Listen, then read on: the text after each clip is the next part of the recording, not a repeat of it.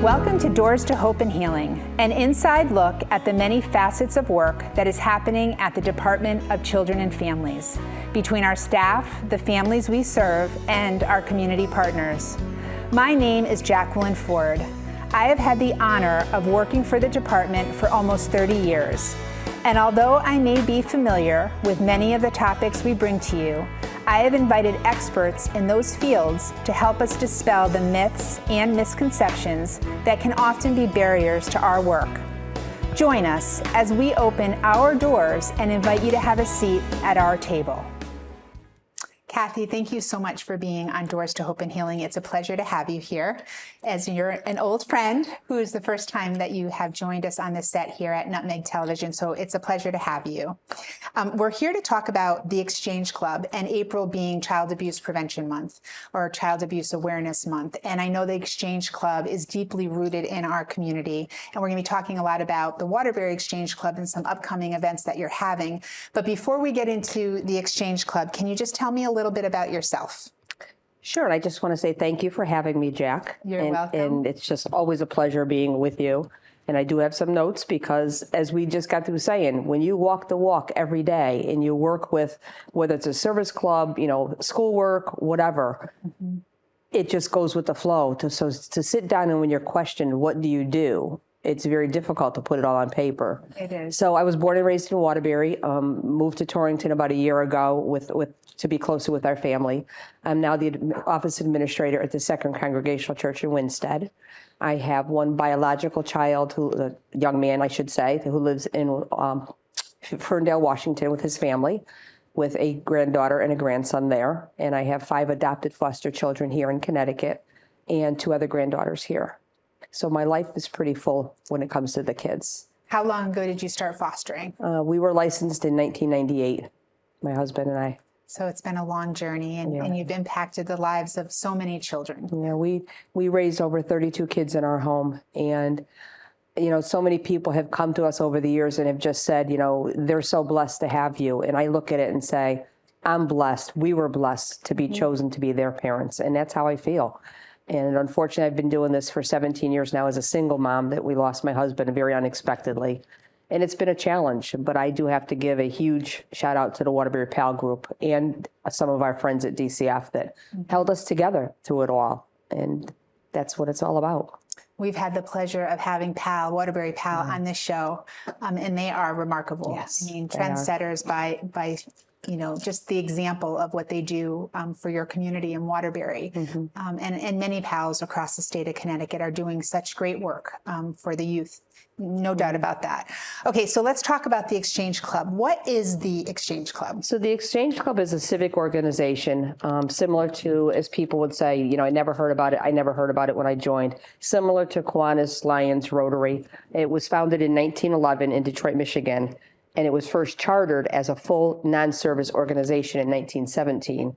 But we go back to as I refer to my notes, 1985 is when the first women were allowed into the club. It was kind of considered the old boys club way back when. And I laugh and I'll refer to Dr. Larry Shea in some of my comments to you because he was our first club president in Waterbury. And he said it was so nice to finally get women involved because the men can bring about the ideas, but it's the women that do the ideas. And we do have more women in the club than we do men right now. Not to say they're not a help, because they truly are, but it just, the fine details that have to be taken care of in the club. So it's been a great organization. I was working at a printing company back in, I want to say it was we were licensed in 96, and I started working with the Exchange Club in 98. When I was working at a printing company, my boss said to me, you need to go out in the community. You need to visit some other service organizations. Try to get some printing leads. And I did investigate a few of the clubs, and I just didn't feel it in my heart that it was for me. And a very good friend of mine introduced me to Exchange. And again, I said, what is Exchange? Never heard of it. And we used to meet at the Scoreboard restaurant in Waterbury years ago. And I went to the first meeting. And I have to tell you, the hour that I spent with a group of people that were there and the camaraderie I saw, it was all about the kids. And I signed up that day. And that was in 98. And in 2000, I went in as club president. And it's just you know, everybody that you meet within the club, there's 33 clubs in the state of Connecticut. We are a national organization as well, only in the United States and Puerto Rico. It's not international like the other service clubs. So in between Americanism, youth programs, community service, the prevention of child abuse is our main mission, and that's where my heart is at. So the mission of the Exchange Club is child abuse prevention and awareness. Correct. Okay, so you're, a great match for you given the work that you've done for so many years for the Department of Children and Families. So you talk about what drew your interest into the Exchange Club, and you lead with your heart, and you stayed that day, and you've had many different roles within the Exchange Club. But what type of it's a service organization like the Rotary and many others that we have here. What do you do at the Exchange Club? What is the your agenda at your monthly meetings, and what type of active work are you doing? Well, right now for this year, because it's our 75th anniversary. I have to give a huge accolades to Donna Marianne Merrill. Marianne is the president of the Charitable Foundation that we formed a number of years ago, kind of as a spinoff from our club, so that this way now we can accept donations into the club.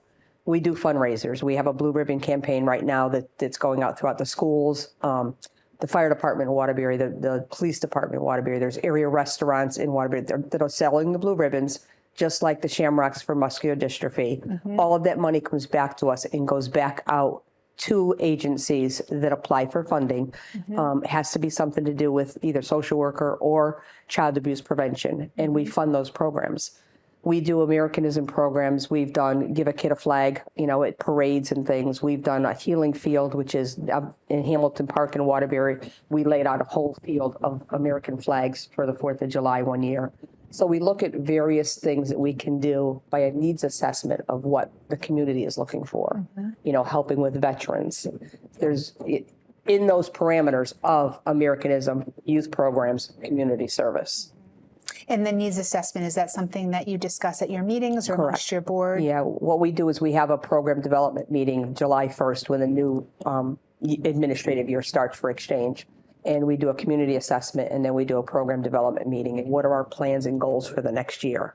And then that gets submitted to national. So we have guidelines that we want to fulfill throughout the course of the year. So again, as I said, this year being our 75th anniversary, we were chartered in 1948 on April 12th, and that's a day that I'll discuss further. But we've picked, Donna Marianne Merrill have kind of given us guidelines that we've picked every month a different event to do. So January we did a food drive, and we were trying to collect 75 packages of food, and it was distributed between the Greater Waterbury Interfaith Ministries and Waterbury Baptist Church. February, we gave 75 of our little Exchange Club teddy bears to both the police department, the fire department, and also Kelly's Kids in Prospect, because Kelly's, as you know, services foster kids at the farm, and we wanted her to have teddy bears for the kids there. March, we did our big, huge Doc Shea Awards Night, which we'll talk about. April, we're doing the Candlelight Vigil and the Blue Ribbon Campaign. I can't remember if it's May or June. We're actually sponsoring a PAL baseball team. It's going to be the Waterbury Exchange Club team.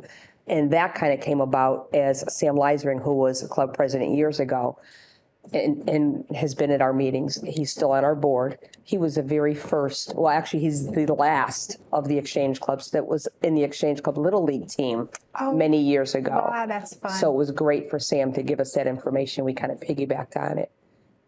Is the Exchange Club a nonprofit?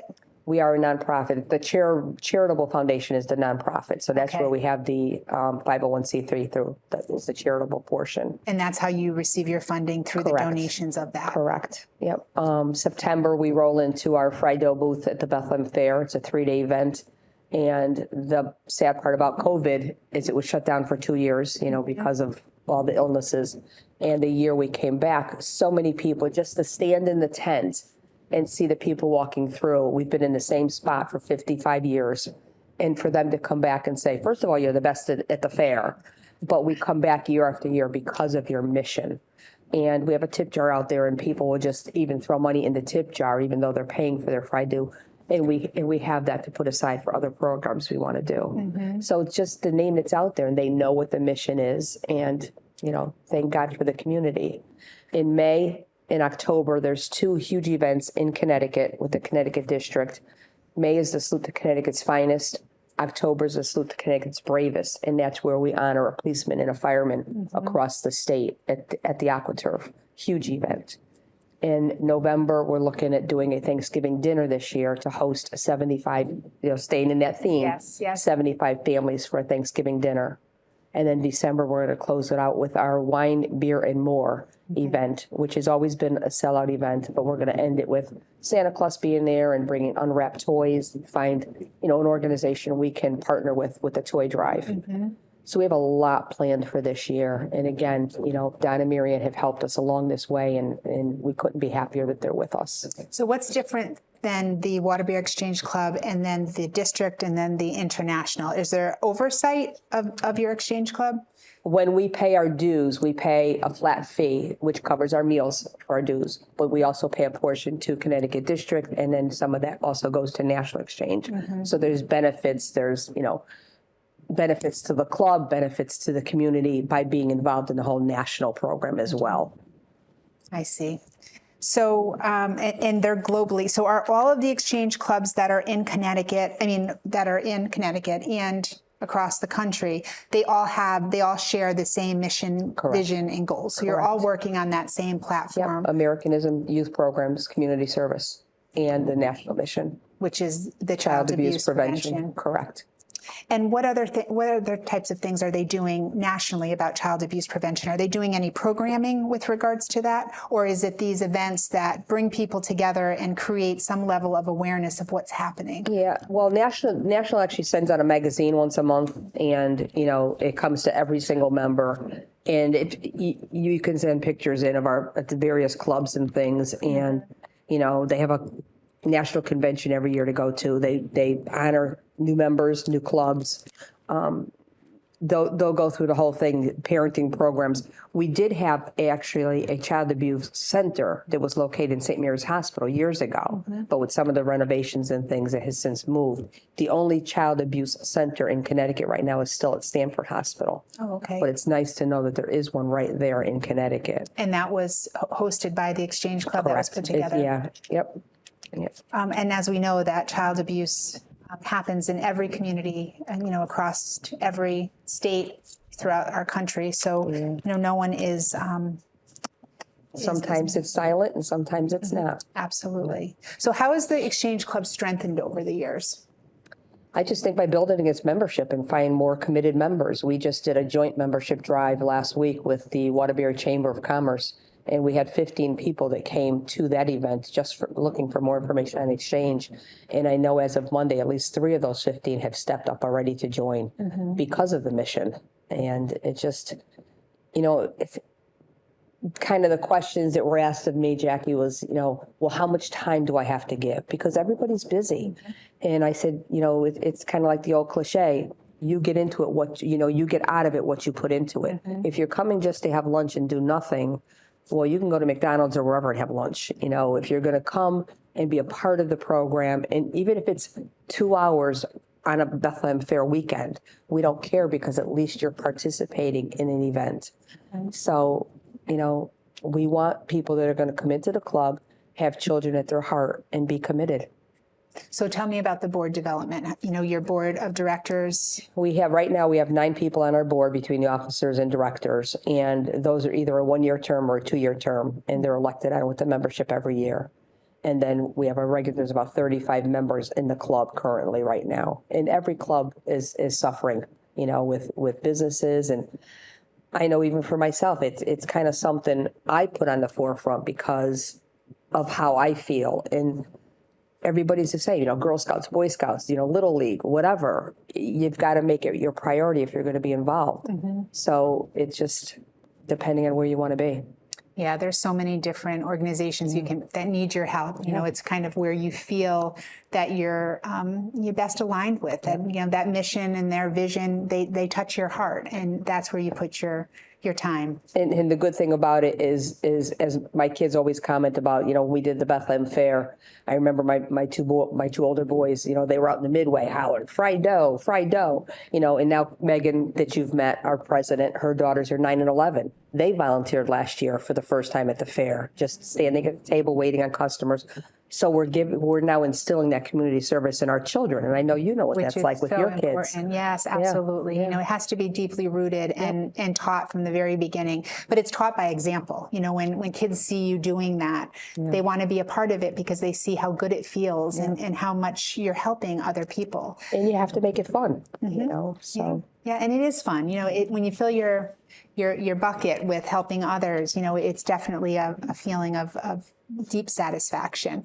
So talk about your recent event. You just had an event in March where you celebrated community leaders. And I know that the Department of Children and Families was one of your leaders. So tell us about that event. So March 27th is the actual birth date of Exchange, and it's also Dr. Larry Shea's birthday. So when we decided to do this event, when I first started with the club, we did various different, you always had like a police officer of the year dinner, a fireman of the year dinner. There was like 5 or 6 different dinners, and the same people would go.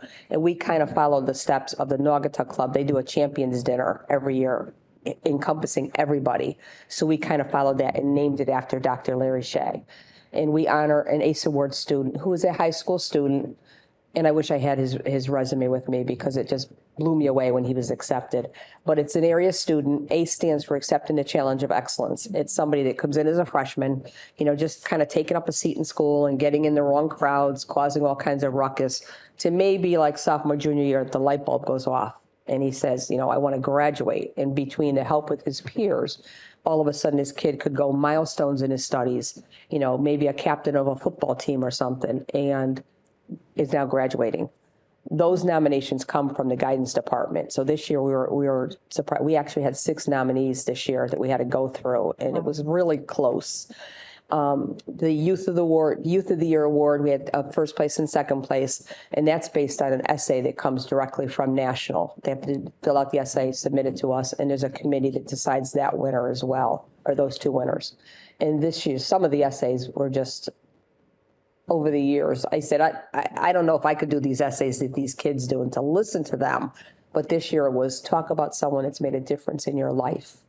And to sit there and listen, there was not a dry eye in that room that night. But we honored a Book of Golden Deeds, which is an unsung hero in the community. They wouldn't normally get honored through someone else. And that was State Rep Celine Nijame's wife, Linda Nijame, got the award.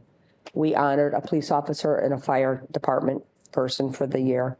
And then we honored someone with the Blue Ribbon Award. And we just decided this year, with everything that Commissioner Durantis has done after coming out from under the oversight board that was over the department for many years, that the department needed to be recognized for the work they do.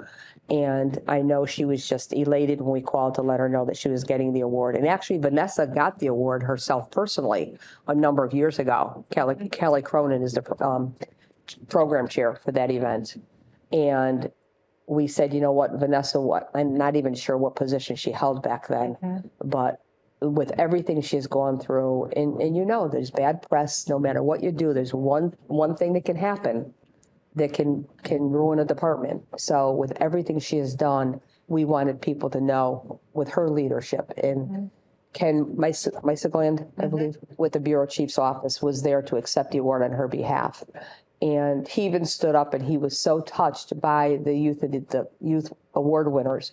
He said, when you all get out of college, come see me because you'll all have a job at DCF. And we just kind of chuckled. I'm like, well, that's the first time we ever heard that. So it was just a great evening. And we were concerned because, again, since COVID, we used to have 300-400 people at this event. And there was over 150 people there, which was good for the times, of the days. But it's just the love in the room that you feel on these honorees. And I have to tell a quick story. Megan was telling us on Monday, they have a separate table for police and firemen, and Officer Adam April got the award, and his mother, I believe she's 80 years old, if I remember Megan saying right. And Megan had just asked her, and she said, are you with the honoree? And she looked at Megan and she said, I created that honoree. So yes, I'm here. And we all just kind of chuckled. And it's like, God bless her. And it was just, she was just beaming when he got the award. So he'll also be recognized in May at the salute event. And then the person that got, firefighter Sam Kincaid, will be honored again on the state level in October. So it's just nice to honor the people, Jackie, you know yourself, that you just do your work because it's in your heart. But to be honored for something, we just went through this recently, you know, and it's humbling. So, because you realize people are really watching and taking notice that of the good work that you're doing. So, you know, it always feels good to have that happen. So I love everything about the Exchange Club and your mission and your values. And I know, you know, as we said, with April being Child Abuse Prevention Month and your Blue Ribbon project that you do, we have an event coming up very soon. April 12th is the day we were chartered in Connecticut or in Waterbury. And as we were talking about things we could do, back in 2000, my husband and I were both involved with the parent leadership program with Waterbury Hospital. And at the end of our training, we had to pick a project we had to do for the city. And we're like, we both kind of worked on this, and we did a candlelight vigil for shaken baby syndrome. I remember back that. at St. Margaret's Church in Waterbury. And two gentlemen with WATR, Jim Sinich, who's now since passed, and Ed Flynn.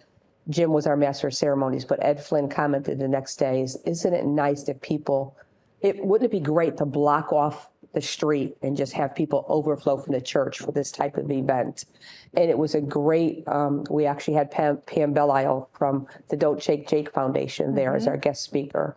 And it was just such an eye-opener on, as the comment goes, 3 seconds, 3 shakes is all it takes to destroy a child forever.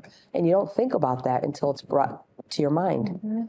So this year, we held it, you know, from 2000, I think 2003 was the last time we did it. And audiences kind of petered out at that point, so we stopped. You used to do it at the community college, we right? did, we did one at Naugatuck Valley because Kathy LeBlanc was also a member of Exchange at the time. And it was one other one, I can't remember where it was at. But this year when we talked about doing something, I said, why don't we bring the Candlelight Vigil back? And I toyed with the shaken baby, and I said, you know what? It's Child Abuse Prevention Month, so let's do it on that. And when I reached out to Commissioner Durantis with her getting the award, she agreed to be the keynote speaker. So we're so excited about her being there. So for any of our viewers who are watching and they would like to attend, what is the date of it again? It's April 12th, 5 o'clock, Waterbury City Hall. It's 235 Grand Street. We're going to start the program with Jackie Ford as our Mistress of Ceremonies for the evening. And there'll be some comments from the city of Waterbury itself, from our club president, and our district president will be there. And then we have Ira Nazario, the president of the Peace Center of Connecticut, will talk about his time in the system a little bit. And then the keynote speaker will proceed outside around the fountain, and Waterbury Detective Andrea Deo, who has an amazing voice, will be singing the national anthem inside as we start, but at the end, as the vigil's going on, she'll be singing Amazing Grace around the fountain. And everyone that's there I'm hoping I have enough candles that I ordered, but everyone will receive a candle for that night. Oh, that's wonderful. So, you know, candlelight vigils are always so powerful. To all be united, you know, and I hope the weather stays nice for you, because that's always, you know, such a risk with any event that's outside. So for any of our viewers who are watching, and, you know, maybe they can make it to this event, which would be wonderful to have all that support, and hopefully the media will be there to capture that. You also said the bikers against. I actually had a phone call last week from a Robert, his actual name is Poppy, from a group called BACA, and it's Bikers Against Child Abuse. And there's a local chapter here in Waterbury, which I didn't know about. And they were very interested when they saw the article. So they have a meeting Monday night, and he's going to call me that they also want to be committed and come and work with us. That's wonderful. So when he explained it, I watched the video he sent me. They just encompass some of the kids in the system and make them as part of their group, and actually go to court with them if they have to. I was in tears just watching the video, so I'm really looking forward to meeting. You know, Poppy's not going to be there, but he's going to call me and let me know some of the people that will be there. So I'm excited. Definitely power in numbers when people unite for that same cause. So for any of our viewers who are watching, if someone would like to get involved with the Exchange Club and be a member or learn more information about that, how would they do that? Well, my cell phone number is 203-558-4666. 1467. They can go to waterbeerexchange203@gmail.com or waterbeerexchangeclub.org and find out more information about the vigil or any of the programs we do. Thank you. Thank you so much for being on. It was a pleasure. Thank you, It goes Jackie. by so fast. We could definitely have so much more to talk about, but it was a pleasure having you on. Thank you. Thank you for watching Doors to Hope and Healing. For more information about the vigil that the Exchange Club is having, you can visit their website. And please stay tuned to watch a video to learn more about the services that DCF has. Thank you.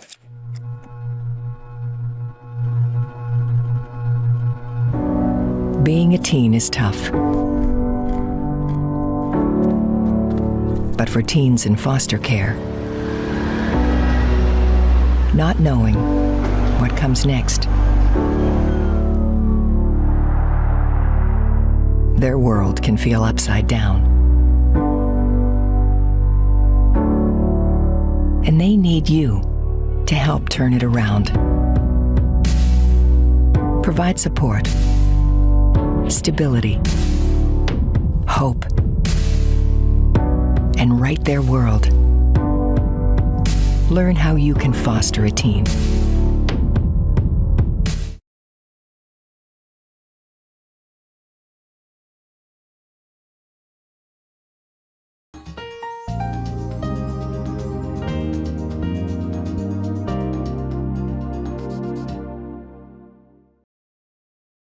Sometimes life just happens. Don't worry. Farmington Motorsports will get you back on the road and at a fair price. From towing to tires, emissions to transmissions. Our ASC certified techs do it all. Farmington Motorsports is a family-run business. We're a Napa Auto Center and AAA approved. We work on all makes and models from preventative maintenance to major repairs. And every repair is backed by our 2-year, 24,000-mile nationwide warranty. When life happens to you, don't worry. Farmington Motorsports.